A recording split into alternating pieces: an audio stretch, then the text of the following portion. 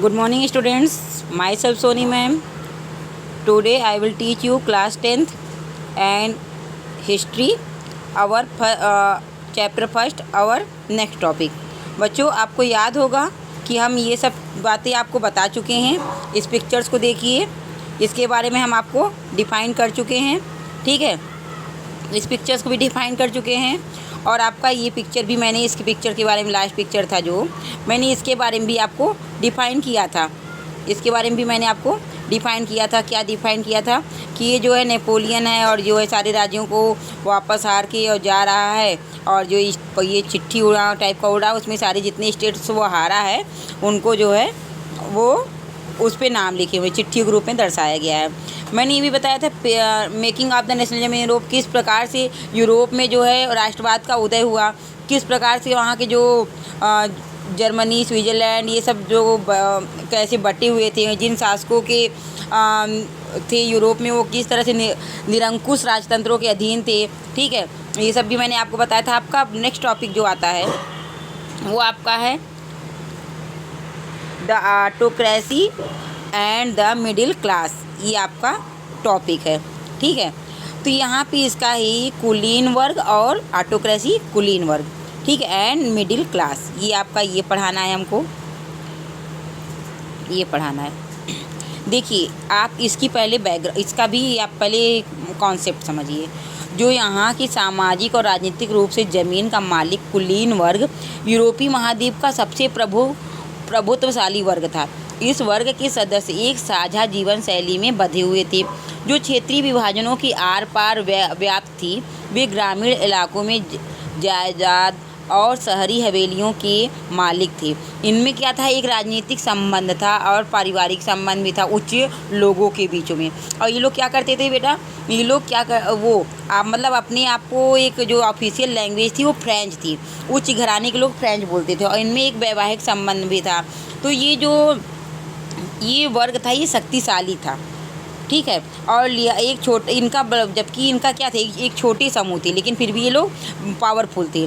जनसंख्या के अधिकांश लोग कृषक थे. इसमें जो है ज़्यादा से ज़्यादा लोग क्या थे, कृषक थे. पश्चिम में ज़्यादातर ज़मीनें किराएदार और छोटे काश्तकार खेती करते थे, जबकि पूर्वी में मध्य यूरोप में भूमि विशाल जागीरदारों में बटी थी जिस पर भूदास खेती करते थे. मतलब ये जो मालिक थे और इस पे जो है उसको किराए पे ज़मीन दे के वहाँ पे मज़दूरों से ज़मीनी खेती कराया करते थे.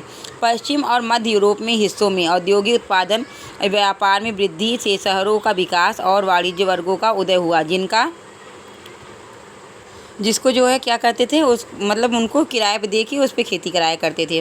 ठीक, तो ये आपका ये था. अब आपका बेटा दूसरा टॉपिक जो आता है वो क्या है, ये है आपका what did liberal nationalism stand for. मतलब उदारवादी राष्ट्रवाद के क्या मायने थे, क्या उनकी सिद्धांत थे. ठीक है, तो यूरोप में 19वीं सदी के शुरुआती दशकों में राष्ट्रीय एकता से संबंधित विचार उदारवाद से करीब जुड़े हुए थे.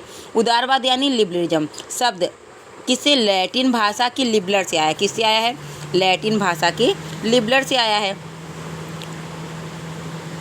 ये ठीक आया है, जिसका अर्थ है आज़ाद. नए मध्य वर्ग के लिए उदारवाद का मतलब था व्यक्ति के लिए आज़ादी और कानून के समक्ष सबकी बराबरी.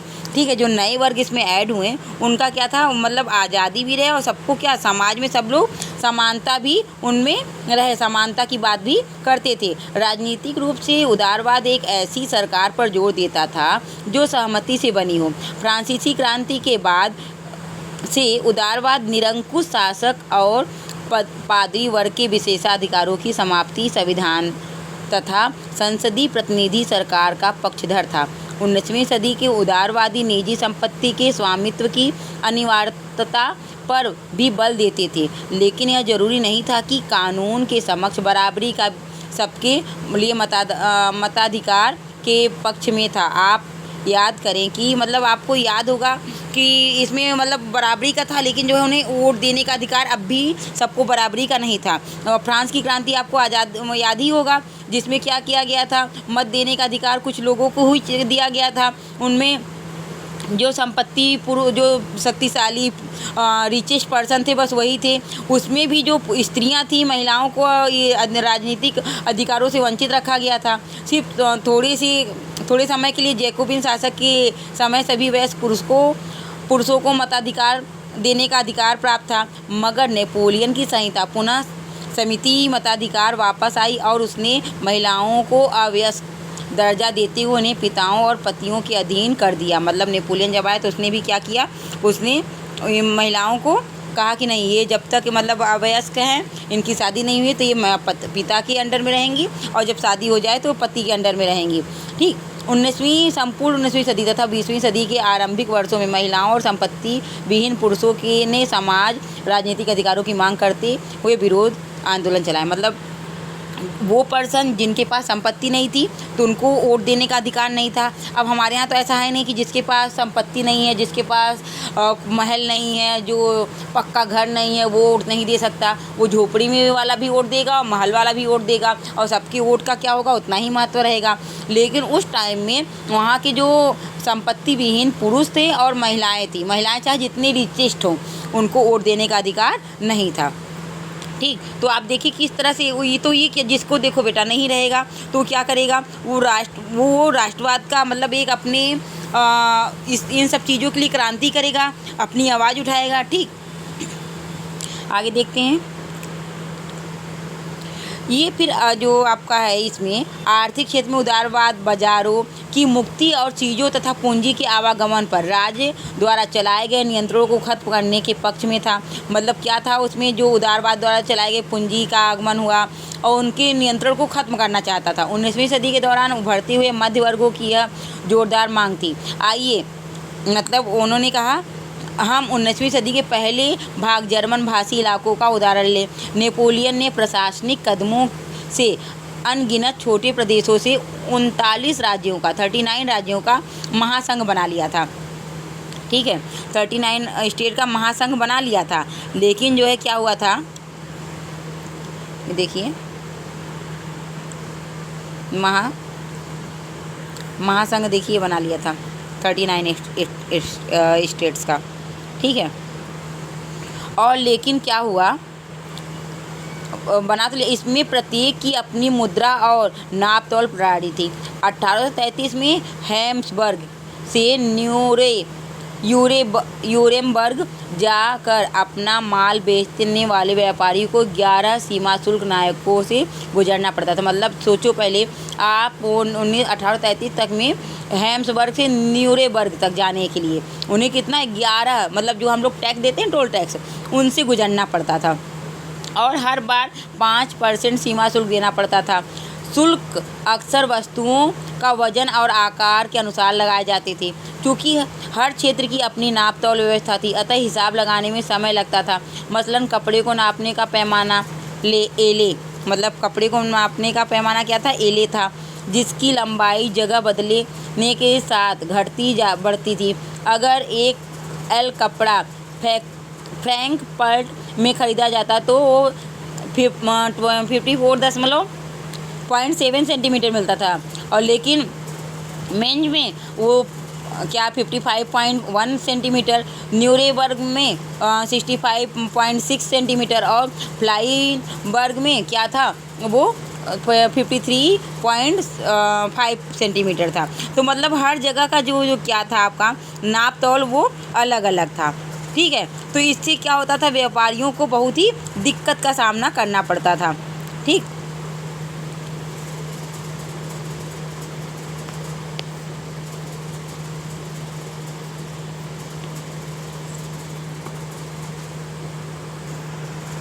ये आप थोड़ा नोटिस करिएगा। देखिए ये हर जगह का पॉइंट क्या था, सब जगह कपड़ों की नाप तौल क्या थी, अलग अलग थी। ठीक है, ये अलग अलग थी और हर जगह उनको उसके अकॉर्डिंग जो है कितना 5% देना पड़ता था। ठीक, तो ये आपका वहाँ पे ये कंडीशन थी। इसमें जो है इसमें कई ऐसे विकास, मतलब इनके क्या होता था, इनमें बात वो उनको जो वस्तुओं को ले जाना, उनमें टैक्स देना, ये सब क्या था, ये जो है उन्हें बहुत ही परेशानी का सामना करना पड़ता था। और जो है इससे उनको एक तरह से जब ये सब सभी को सामने ये सब बातें आई तो वो लोग क्या हुए, राष्ट्रीय रूप से एक हुए और राष्ट्रीयकरण कर सहायक बनाया गया। उस समय पनप रही व्यापक राष्ट्रवादी भावनाओं को आर्थिक राष्ट्रवाद की लहर से भी मजबूत बनाया गया। ठीक, अब आपका नेक्स्ट टॉपिक है न्यू कंजर्वेटिज्म आफ्टर 1815। तो ऊपर नीचे ये, ठीक, ये हमें पढ़ना है। इसका देखिए, इसका भी कॉन्सेप्ट समझिए।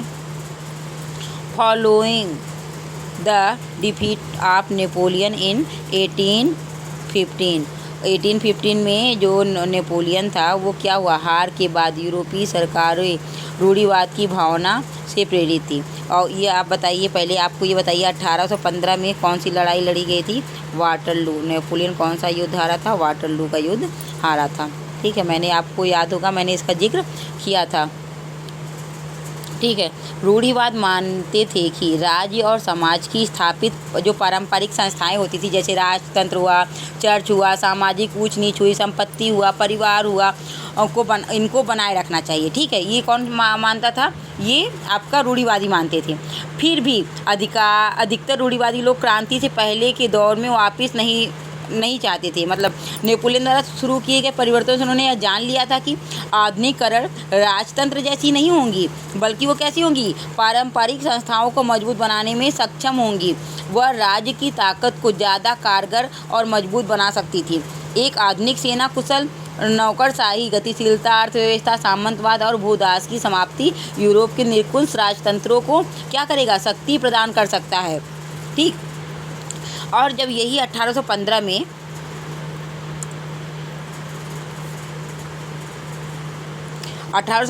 क्या हुआ, ब्रिटेन, रूस, प्रशा, ऑस्ट्रिया जैसी शक्तियाँ जिन्होंने मिलकर नेपोलियन को हराया था। नेपोलियन को हराना इतनी आसान बात नहीं थी। तो इसमें जो है आप ये देखिए 1815 में यूरोप, ब्रिटेन, ये सब जो चीज़ें, ये लोग रसिया, ये पर्सिया, ये ऑस्ट्रिया, ये सब मिल के हराए थे। ठीक है, इनके प्रतिनिधि यूरोप के लिए एक समझौता तैयार करने के लिए वियना में मिले थे, जिसको वियना सम्मेलन के नाम से भी जाना जाता है। बेटा, ये जो वियना सम्मेलन है ये पूछता है कि कब हुआ था। ठीक है, ये 1815 में हुआ था। कब हुआ था, 1815 में वियना सम्मेलन। ये देखिए, ये रहा, यूरोप में हुआ था। कब हुआ था, 1815 में हुआ था। इसको ध्यान रखिएगा, नोट कर लीजिएगा। इसका उद्देश्य क्या था, उन कई सारे बदलावों को ख़त्म करना जो नेपोलियन युद्धों के दौरान हुए थे। मतलब जो नेपोलियन युद्ध के दौरान जो चीज़ें बातें आई थी उनको क्या था, ख़त्म करना था। फ्रांसीसी क्रांति के दौरान हटाए गए बुर्बा वंश को सत्ता में मतलब वापस किया गया और फ्रांस में उन इलाकों को खो दिया जिन पर कब्जा उसने नेपोलियन के अधीन में किया था। फ्रांस की सीमाओं पर कई राज्य कायम कर दिए गए ताकि भविष्य में फ्रांस विस्तार न कर सके। मतलब फ्रांस को बिल्कुल प्रतिबंधित कर दिया गया। एक तरह से मैंने बताया था, नेपोलियन जिस तरह से उसका उत्थान हुआ ना, उसी तरह से उसका पतन भी हुआ। जितना तेज़ी से वो आगे बढ़ा था उतना तेज़ी से वो नीचे गिरा। और जब नीचे गिरा फ्रांस में, तो क्या हुआ, फ्रांस की हालत और ख़राब हुई। अतः उत्तर में नीदरलैंड का राज्य स्थापित किया गया, जिसमें बेल्जियम शामिल था, और दक्षिण में पिरामिड में जेनेवा जोड़ दिया गया। प्रशा उसकी पश्चिम सीमाओं पर महत्वपूर्ण नए इलाके को जोड़ दिया गया, जबकि ऑस्ट्रिया को उत्तरी इटली और नियंत्रण को सौंपा गया। मगर नेपोलियन 39 राज्यों का जो जर्मन महासंघ स्थापित किया था उसे बरकरार रखा गया। और नेपोलियन ने क्या, ये देखिए 39 स्टेट्स का जो एक संघ बनाया था उसको बरकरार रखा गया। फिर उस पर क्या, पूर्व में रूस और पोलैंड को एक हिस्सा बना दिया गया तथा जबकि प्रशा को सैक्सन का एक हिस्सा प्रदान किया गया। इस सब का मुख्य उद्देश्य उन राजतंत्रों को बहाली था जिन्हें नेपोलियन ने बर्खास्त कर दिया था। साथ ही यूरोप में एक नई रूढ़िवादी व्यवस्था कायम करने का लक्ष्य भी था।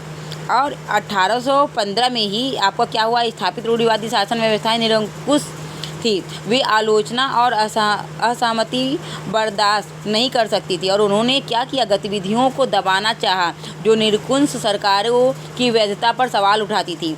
ठीक है, जो निरंकुश सरकार थी उन्हें अगर कहती थी आप ऐसा क्यों कर रहे हैं, तो उसको क्या करती थी वो लोग, उनको दबाना चाहती थी और ज़्यादातर सरकारों के सेंसरशिप के नियम बनाए जिनका उद्देश्य अखबारों, किताबों और नाटकों और गीतों में व्यक्त बातों पर नियंत्रण लाना था, जिससे फ्रांसीसी क्रांति से जुड़े स्वतंत्रता और मुक्ति के विचार झलकते थे। लेकिन फिर भी फ्रांसीसी क्रांति की स्मृति उदारवादियों को लगातार प्रेरित करती रही। मतलब यहाँ पे जो है यूरोप में तो हुआ, लेकिन जो है क्या हुआ उसको जो है फिर भी जो फ्रांस में जो पहली क्रांति हुई थी, फर्स्ट रेवोल्यूशन, वो जो है लोगों को एक मार्गदर्शक के रूप में काम कर रहा था, ये उनका प्रेरक था। नई रूढ़िवादी व्यवस्था के आलोचक उदारवादी राष्ट्रवादियों द्वारा उठाया गया एक मुख्य मुद्दा था प्रेस की आज़ादी। उनका मतलब था क्या होना चाहिए, प्रेस बिल्कुल आज़ाद होना चाहिए। इसमें देखिए आपका एक पिक्चर्स दिया गया है, ये पिक्चर्स आपके बहुत इंपॉर्टेंट्स होते हैं, ये क्या कहना चाहते हैं, ठीक है। तो इसमें देखिए इसमें क्या है, ये 1820 का है समय। आपस में बनाया गया एक अनाम व्यंग चित्र है, मतलब एक दूसरे का वो कर रहे हैं, क्रिटिसाइज कर रहे हैं। तो इसमें जो है क्या है, बाईं तरफ की पट्टी पर लिखा है, क्या लिखा है, आज की बैठक का सबसे महत्वपूर्ण प्रश्न हमें कब तक सोचने दिया जाएगा, ठीक है। दाईं तरफ बोर्ड पर क्लब के नियमों की सूची है जिसमें निम्नलिखित शामिल हैं। ये देखिए आपका ये इसमें लिखा है हमें कब तक प्रश्न किया जाएगा, किया करने दिया जाएगा, और जो है ये उसकी सूची है, ठीक। ये कहा गया है जिसमें इस पढ़े लिखे समाज का पहला नियम खामोशी, मतलब ये पढ़े लिखा समाज हो कि भी शांत है।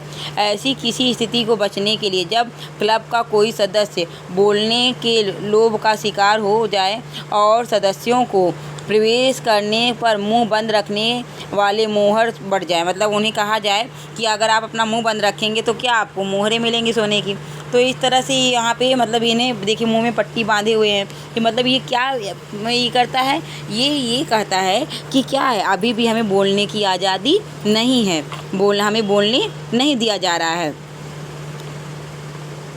और यही ये दर्शाना, इसीलिए मुंह पे पट्टी बांधे, कोई हाथ सिर पे हाथ रखा हुआ है कि जो है हमें ये देखिए मुंह में पट्टी बांधी, ये देखिए बता रहे हैं। तो इनको क्या चाहिए, सबसे पहले इनको कब बोलने की आज़ादी कब मिलेगी, right to express his view, तो वो कब मिलेगा, ये जब यहाँ पे प्रेस को आज़ादी मिलेगी, ठीक है। प्रेस की जब आज़ादी होगी तो प्रेस के माध्यम से, किसी भी माध्यम से इनको बोलने को दिया जाएगा।